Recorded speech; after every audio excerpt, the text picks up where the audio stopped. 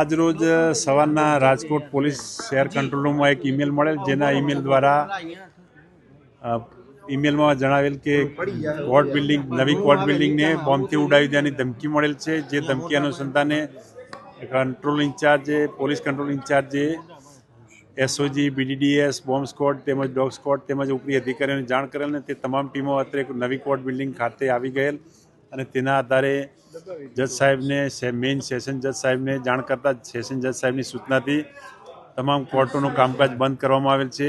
અને તમામ વ્યક્તિઓને બહાર મોકલી દેવામાં આવેલ છે. અને ત્યારબાદ બીડીડીએસ, એસઓજી અને બોમ્બ સ્ક્વોડ દ્વારા ને હાલમાં કોર્ટ બિલ્ડિંગનું ચેકિંગ ચાલુ છે અને ચેકિંગ પૂરું થયા બાદ જ જાણ થશે કે કોઈ શંકાસ્પદ વસ્તુ મળેલ છે કેમ. જે મેલ મળેલ છે તેમાં મેલ મોકલનાર મોહમ્મદ વિક્રમ રાજગુરુ outlook.com ઉપરથી મેલ કરેલ છે અને એ બાબતની હાલમાં સાયબર ક્રાઇમ દ્વારા કોનો ઈમેલ છે તે વગેરે હાલમાં ચેકિંગ ચાલુ છે. ધમકીઓ આવી થ્રેટ મળવાથી પણ આપણે તો પણ એને ઝીણવટભરી રીતે લઈ અને એને પૂરેપૂરી ચેક કરી અને કાર્યવાહી કરવી જોઈએ.